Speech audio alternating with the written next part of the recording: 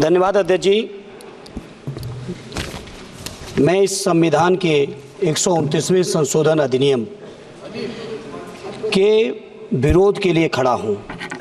अध्यक्ष जी, मैं समझ नहीं पा रहा हूं, अभी 2 दिन पहले संविधान को बचाने की, संविधान की गौरवशाली परंपराएं की कस्में खाने में कोई कमी नहीं रखी।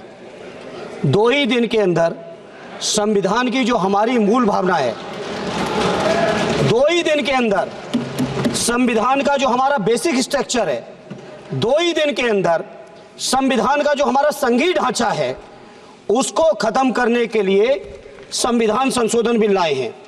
मैं मनीष तिवारी जी से सहमत हूं और अपनी पार्टी और अपने नेता आदरणीय अखिलेश यादव जी की ओर से कहना चाहता हूं, ये बिल पूरे देश के जो अलग अलग भेष, भाषाएं, संस्कृति, क्षेत्र की जो मान्यताएं हैं, जो हमारे संविधान निर्माताओं ने बहुत सोच विचार के मंथन अध्ययन करके ये संघीय ढांचा तैयार किया था, राज्यों का गठन भी किया था, संस्कृति के हिसाब से, क्षेत्र के हिसाब से, भाषा के हिसाब से, परिस्थितियों और समय के हिसाब से।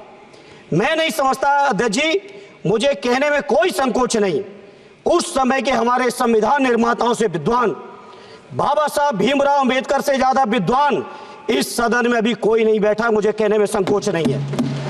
और ये संविधान की मूल भावना को खत्म करके कैसे तानाशाही के रास्ते निकाले जाएं, इसके अलावा कोई काम ही नहीं बचा है। आखिर मनीष तिवारी जी ने कहा, कहीं एक विधानसभा के चुनाव अगर कोई अविश्वास आता है, अगर बहुमत नहीं मिलता है, तो क्या पूरे देश का चुनाव कराओगे? पूरे देश का चुनाव कराओगे? और ये लोग एक देश, एक संविधान, एक चुनाव की बात करते हैं। जो लोग 8 विधानसभाएं भी एक साथ नहीं करा पाते हो, मौसम देख के तारीखें बदलते हो, वो लोग बात करते हैं एक देश एक चुनाव की। इसलिए अध्यक्ष जी, मैं अपनी पार्टी की ओर से, अपने नेता आदरणीय अखिलेश यादव जी की ओर से इस बिल का पुरजोर विरोध करता हूं और आपके माध्यम से देश के जनमानस से कहना चाहता हूं, ये भारतीय जनता पार्टी के लोग तानाशाही लाने के नित नए रास्ते लाते हैं। जो 8 विधानसभाओं का चुनाव एक साथ नहीं करा पाए, 4 राज्यों के चुनाव एक साथ नहीं करा पाए, वो पूरे देश की लोकसभा और सारे प्रांतों की विधानसभाएं एक साथ कराने की बात करते हैं। मैं पूछना चाहता हूं सरकार से, अगर एक प्रांत के अंदर सरकार गिरती है तो क्या पूरे देश की लोकसभा के चुनाव कराओगे? क्या अगर लोकसभा के चुनाव के चक्कर में उस प्रांत के लोग क्यों सफर करेंगे? अरे चर्चा कर लेना, अरे कुछ नहीं बचा है, कुछ नहीं बचा है आपके पास। अध्यक्ष जी, सदन को थोड़ा सा सिस्टम में लाएं।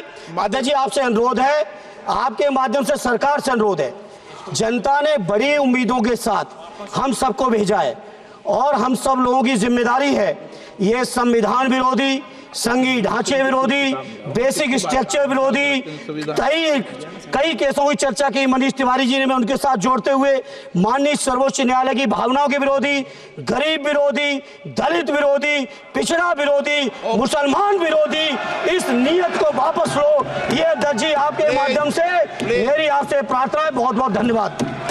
न्यूज नेशन अब व्हाट्सएप पर खबरों की ताजा अपडेट के लिए न्यूज नेशन के इस QR कोड को स्कैन करें।